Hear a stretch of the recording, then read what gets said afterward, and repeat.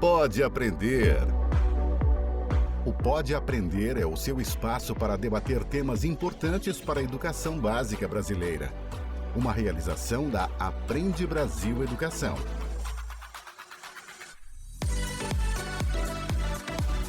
Olá, eu sou a Danae Búbalo e este é o Pode Aprender, o nosso bate-papo qualificado sobre a educação básica brasileira.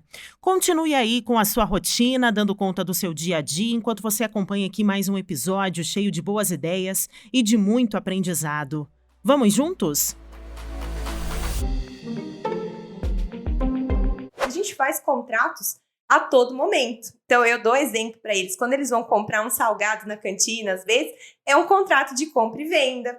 Quando eles vão pegar um ônibus ou, enfim, algum transporte público, é um contrato de transporte. A gente está acostumado a fazer contratos no nosso dia a dia. E a gente tem também uma parte flexível do contrato, que tem a respeito às regras de convivência, que é justamente aquela parte que a gente constrói junto com a turma, com diálogo, né? É uma construção conjunta, e você compartilha isso com os alunos.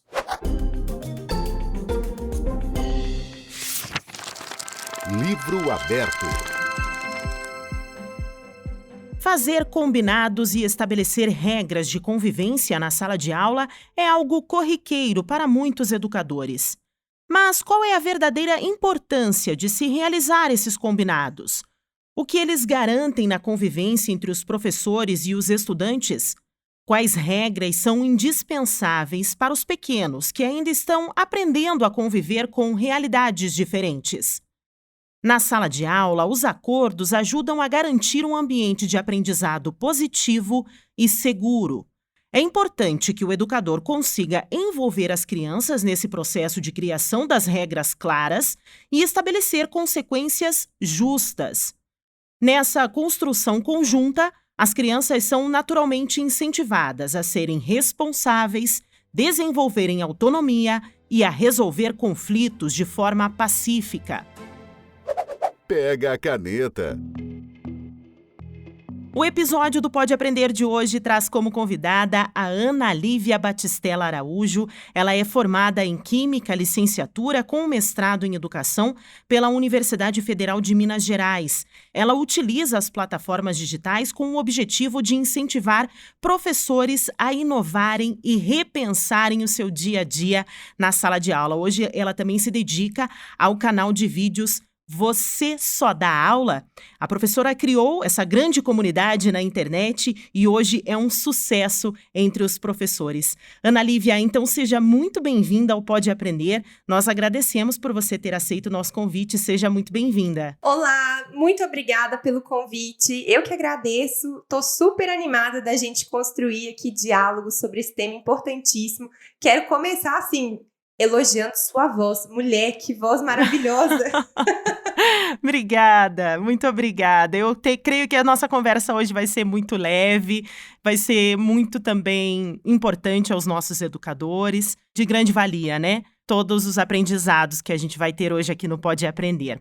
Bom, mas Ana Lívia, eu comecei aqui o nosso Pode Aprender falando sobre acordos em sala de aula, mas eu sei que você também chama de contrato pedagógico, não é mesmo? Eu gostaria que você explicasse um pouquinho então para a gente o que são esses contratos pedagógicos e quais são esses benefícios, né, desse contrato, desses acordos em sala de aula. Perfeito! Igual você pontuou, eu gosto de chamar esses combinados que a gente faz em sala de aula de contrato pedagógico. Todo início de ciclo, pode ser início de ano ou alguma mudança de etapa, né, que as escolas elas costumam ter definições de etapas, às vezes semestre, trimestre, enfim. Eu gosto de reafirmar com os meus alunos quais são esses contratos pedagógicos, os acordos que a gente faz. Porque um contrato, quando eu falo contrato, não é nada mais do que um acordo de vontades firmados por duas ou mais pessoas, né? Eles estão acostumados, a gente faz contratos a todo momento. Então, eu dou exemplo para eles. Quando eles vão comprar um salgado na cantina, às vezes, é um contrato de compra e venda. Quando eles vão pegar um ônibus ou, enfim, algum transporte público, é um contrato de transporte. A gente está acostumado a fazer contratos no nosso dia a dia. O contrato pedagógico, eu chamo dessa forma porque vai ser acordos que a gente faz dentro do ambiente escolar, dentro da sala de aula, que é basicamente o que será feito e como será feito. São algumas regras que a gente faz para definir ali as relações entre os alunos, né? Deveres e direitos dos alunos, do professor também, e orientar um funcionamento da sala de aula para a gente fazer um ambiente mais positivo. Então, não existe um momento específico para a criação desse acordo, desse contrato. Ele pode ser criado em vários momentos durante o ano e também podem ser revistos. Como que funciona? Ótima pergunta. Ele não só pode, como deve ser revisto. Não existe um momento específico. Assim, eu gosto de trabalhar com contrato pedagógico sempre em inícios de ciclos. Porém, toda vez que alguma regra ali, né, algum combinado, ele não é cumprido, eu retomo o contrato. Falou, a gente tinha isso aqui combinado, aconteceu isso, então a consequência é isso. E aí a gente reafirma sempre quais são esses combinados mesmo, para deixar o ambiente assim, o mais alinhado possível. E aí eu acho que é importante, então, a participação dos alunos, né, na criação desses acordos em sala de aula, principalmente para que eles tenham consciência das consequências, né, de quem não cumprir esses contratos, esses acordos. Perfeitamente. Quando a gente fala de contrato pedagógico, é ideal que você construa isso junto com seus alunos. Você pode até levar combinados pré-estabelecidos, porque assim, existem combinados que muitas vezes eles não dependem de você. São combinados ali que estão relacionados às próprias regras de convivência da escola, são coisas que você não pode passar por cima. Mas existem combinados que você pode estipular dentro da sua sala de aula, e isso varia de professor para professor. Então, a gente tem professores, por exemplo, que gostam de seguir regras específicas, e isso pode ser apresentado para o aluno. Por exemplo, gente, eu sigo essa determinada regra. Tudo bem para vocês? A gente pode seguir assim? Então, é legal que os alunos também vão construindo isso juntamente com o professor. É importante, acho que a gente até falar justamente sobre essa construção para que ela seja igualitária, né? Porque nós estamos lidando com pessoas diferentes, com criações diferentes na questão dos alunos e até mesmo dos professores. Então, é uma combinação que precisa ser realmente igualitária e que garantam essas consequências justas para quem não cumprir os acordos, não é mesmo? Nossa, total, você falou tudo. E é um erro grande do professor achar que o aluno, ele é obrigado a saber tudo ali, né? Todos os combinados. A gente começa o ano letivo partindo do pressuposto que, meu aluno já sabe isso. Mas não, o óbvio, ele precisa ser dito. Isso é importantíssimo, não só para a gente seguir essa igualdade, mas assim, para alinhar também as expectativas e também uma forma do professor se resguardar em relação a possíveis questionamentos, né, de pais, da instituição. Mas é um erro muito grande o professor achar que o aluno já sabe. Você lembra de algum contrato, assim, pedagógico? Algum combinado na época que você estava na escola? Enfim, que você fala, não, isso aqui tinha que ser desse jeito. Olha, eu tinha um combinado com relação ao horário e ao tempo e até mesmo as solicitações para ir ao banheiro. Aham. Eu, na minha época de escola, eu confesso que eu tinha um certo receio desse acordo, porque eu tinha medo de solicitar aos meus professores a licença, pedir licença e pausar o momento da sala de aula para poder sair, né? Para eu poder me retirar da sala de aula. Então, isso, de certa forma, marcou um pouco a minha vida acadêmica ali, né? Quando mais nova. Uhum. Esse exemplo, ele é maravilhoso. Inclusive, assim, vou pegar o gancho, porque acho que todo professor, a maioria pelo menos, né, acredita que o aluno sabe que, por exemplo, se ele quiser ir no banheiro, ele precisa levantar a mão e pedir a permissão, igual você falou, e pode ser até uma coisa um pouco, né, até autoritária demais, dependendo de como isso é estabelecido, né. E eu conto, assim, um caso muito interessante, porque eu passei a minha educação básica inteira com esse contrato. Eu estudei em 6 instituições, assim, durante minha educação básica, desde do infantil até o ensino médio, e todas tinham, né, esse contrato. Quando eu fui para a faculdade, e foi um ambiente muito novo para mim, essa ruptura, né, entre escola e faculdade, eu lembro que no primeiro dia de aula, estava todo mundo, os alunos, né, observando, assim, o movimento da sala de aula. Eu estava apertadíssima para ir no banheiro. E eu falei assim, eu vou esperar alguém no banheiro para eu saber o que eu tenho que fazer. Se eu levanto a mão, se eu saio, porque eu já tinha escutado que na faculdade era mais autônomo, assim, né? Você não precisava pedir permissão. Eu falei, não, vou segurar. Até que aconteceu de um colega, na época, ele levantou a mão, a gente estava numa aula de química geral, eu lembro disso até hoje. Ele levantou a mão, aí o professor falou, o que foi? No meio da explicação, né? Aí ele, professor, eu posso ir no banheiro? Gente, o professor, ele fez uma cara. Ele falou, você acha que eu importo se você vai no banheiro ou não? Você pode fazer o que você quiser. Se você quiser ir embora, você pode... Ele descascou o aluno. Eu olhei para uma menina que estava do meu lado, assim, com um ar desesperado. Eu falei, gente, eu vou trancar essa matéria. Eu vou voltar para a escola. Mas eu acho bacana, até eu quero deixar bem claro aqui para os nossos ouvintes que nós não combinamos, tá? Essa pergunta que a Ana fez a mim e fez ela recordar dessa situação. E eu acho bacana também a gente até explorar essa questão dos contratos, então, para que ele não seja, de certa forma, algo marcante para o aluno, né? Que ele fique com esse receio, que ele guarde como um receio. Na verdade, é um contrato para que o ambiente escolar flua de uma forma mais agradável, tanto ao professor quanto aos alunos, mas que não se torne ali... Assustador. Isso, que não se torne algo assustador. Para justamente não acontecer situações como essa que aconteceu contigo, né, Ana? É verdade, que se for para marcar, que seja positivamente, né? Esses que assustam muitas vezes o aluno, é complicado. Mas isso eu observo que na faculdade, por exemplo, que a gente tem os professores que eles também têm que ter acordos ali, contratos, né? E não estabelecer isso é um grande erro, porque, novamente, eles partem do pressuposto que o aluno já sabe aquilo. E não, é uma mudança muito brusca. Então, não é só na educação infantil que a gente fala da importância. Para além dela também, qualquer situação de docência, de sala de aula, é importante o professor ele estabelecer esses combinados. Eu acho que a gente pode encerrar a nossa conversa com 2 frases. Você já usou o termo. O óbvio precisa ser dito também. E o combinado não sai caro, não é mesmo? Não, perfeito. Essa é a melhor frase, assim, para definir a nossa conversa. Bacana. Rapidamente, Ana, eu comentei que você tem o canal, né? O Você Só Dá Aula. Eu acredito que lá você trabalhe também com bastante dicas aos seus ouvintes, né? Aos seus telespectadores. Eu gostaria que você trouxesse algumas dicas aqui no Pode Aprender para os professores que estão nos acompanhando, que querem trabalhar com essa construção desse contrato pedagógico, desse acordo. Quais são algumas dicas práticas que você pode deixar aqui para os nossos ouvintes? Vamos lá, dicas práticas. Primeiro, em termos de estruturação, né, do como fazer o contrato pedagógico.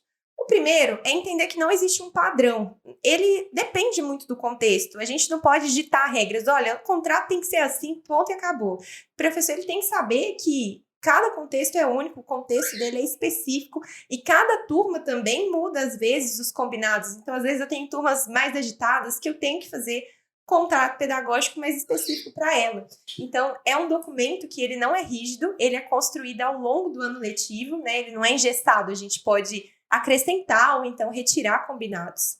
Em termos de estruturação, ele tem a parte fixa, que são aquelas regras inegociáveis, né? São regras do professor, regras de instituição, aqueles horários, assim, por exemplo, chegou atrasado, não vai entrar na sala de aula? Tem, às vezes, algumas regras que vão para esse viés. E a gente tem também uma parte flexível do contrato, que tem a respeito às regras de convivência, que é justamente aquela parte que a gente constrói junto com a turma, com diálogo, né? É uma construção conjunta. E você compartilha isso com os alunos. De preferência, assim, quando eu falo contrato, quando eu estou em sala de aula, eu realmente imprimo no formato de um contrato, eu assino, eu faço eles assinarem, porque é um documento que vai reger ali a nossa convivência, que vai alinhar as expectativas. E, como eu falei, é uma forma do professor se resguardar também, porque ele tem ali as regras. Então, se, por exemplo, ele dá uma ocorrência para o aluno, ele tem ali no contrato pedagógico que, a gente combinou que isso não pode ser feito, então eu dei a ocorrência por conta disso. É uma forma de resguardar também o trabalho dele. E acho que a principal, assim, o ponto mais importante não é nem a estruturação do contrato, é você seguir ele depois. É o combinado, não sai caro. Então, se você tem regras definidas e, por algum motivo, algum aluno descumpre a regra, então isso tem que ser deixado claro para ele, né? Você tem que mostrar para ele que essa regra foi descumprida. Se isso acontecer, né, qual é a consequência? como que o cumprimento do contrato ele vai ser avaliado. Então, ter esses critérios de avaliação do contrato é mais importante do que o próprio contrato, porque senão vai ser só um combinado que você joga no ar. E aí fica difícil cobrar quando realmente tiver uma lacuna ali na sala de aula. Múltipla escolha.